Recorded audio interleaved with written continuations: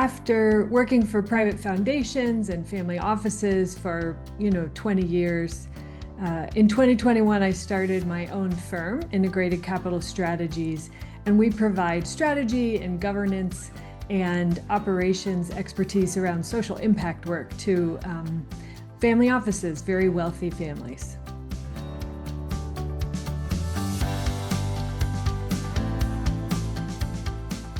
Well, for one thing, it's where I met my husband of 25 years. So that was pretty influential, both in my life and my career. I mean, I think you don't always recognize at the time the impact that your spouse is going to have on your future choices and advancement. And I've been really amazingly lucky with a wonderful husband. And I would say, Toledo also gave me a base of confidence, of the ability to articulate and defend my ideas with people that were older, more experienced, more educated. And that has been a really valuable experience from that honors college seminars, those small group conversations where we really learned to defend our ideas. And that served me really well in the career that I've had.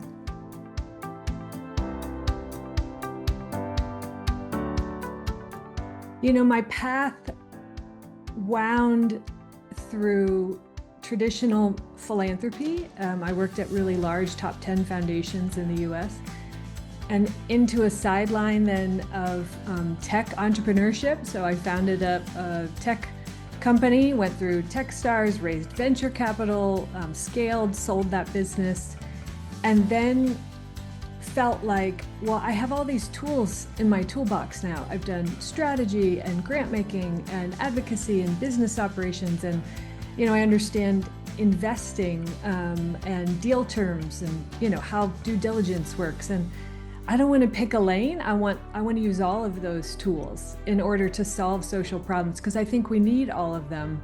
And so my life's work has really kind of taken all of those pieces, none of which I could have imagined when I was an English major and linguistics as an undergrad at Toledo, but took all those pieces and combined them to what I do now, which is really about helping people accomplish social impact using that broad toolbox.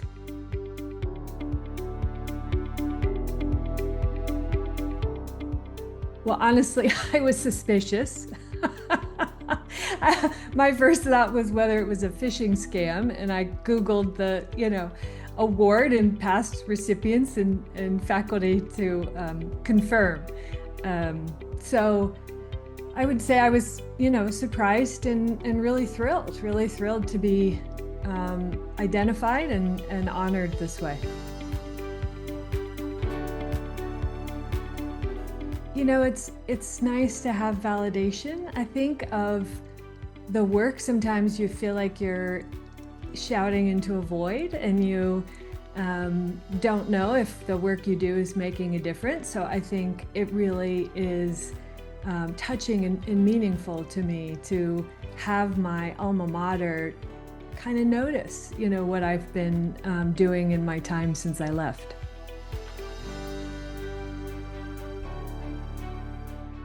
In 2022, I published a book called Handbook for an Integrated Life that's about taking the same values that inform maybe your philanthropic giving and say, how do I apply these across the rest of my life? My food choices, my clothing, my household, my money, my vacations. And I've since been able to integrate those ideas into my consulting practice.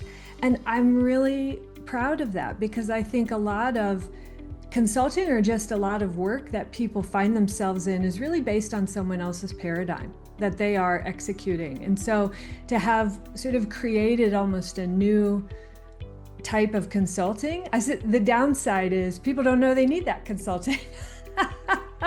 They maybe never thought of it before, but it really has been, I call it my ikigai, right? It's the confluence of what I'm meant to do and what I'm good at and what the world needs and what I can be paid for, right? Your ikigai. And so to be able to live into that in your work practice is incredibly satisfying.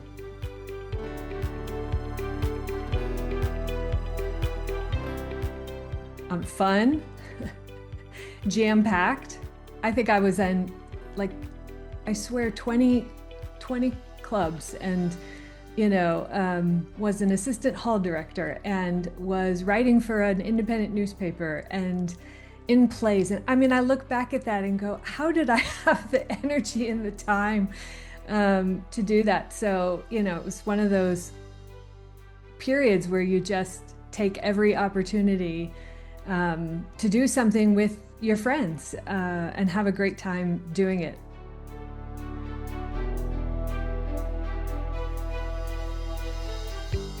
One core memory for me was when my dorm participated in Songfest.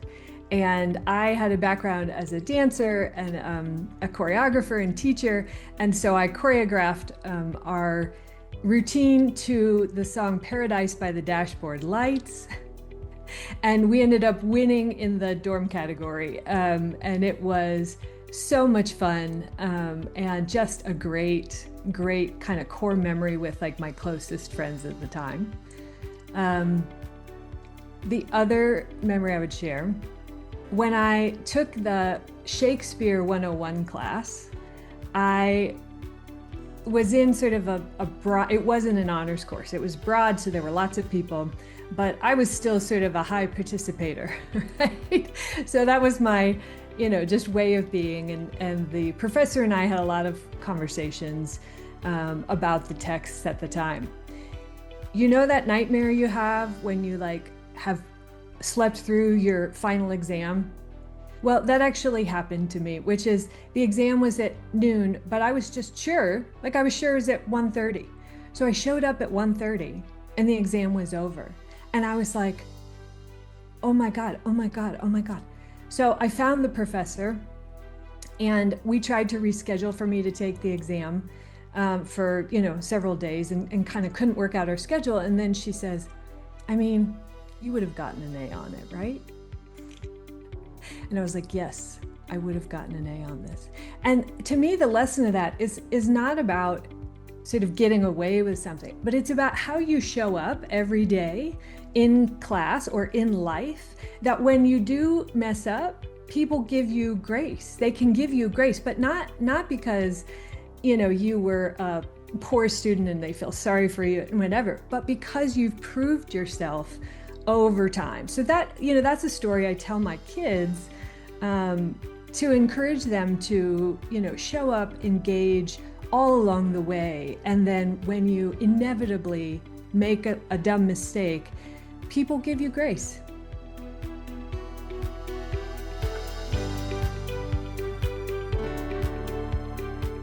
Oh, even before I actually showed up for the first day, I think a summer orientation or something for the honors program, I met Dr. David Hoke, who was the director of the honors program at the time. And we were supposed to talk for 15 minutes. And I want to say we ended up talking for over an hour, which was very annoying to the other students, I think, waiting. And he told me that I reminded him of Thoreau and always was trying to get me to read Henry David Thoreau, which I found horribly boring and uninteresting. But he sort of was a mentor and a guide and an intellectual sparring partner that I deeply, deeply appreciated. One other faculty member was Dr. Dorothy Siegel, who was the linguistics sort of maybe head of the linguistics program, and she was just a brilliant and warm and so fast. She sucked me right in. As an English major, I had to take Linguistics 101, and in that class, the way she talked about language was so fascinating and powerful for me that I ended up adding it as a second major. And in fact, that's what I went on to graduate school was in linguistics.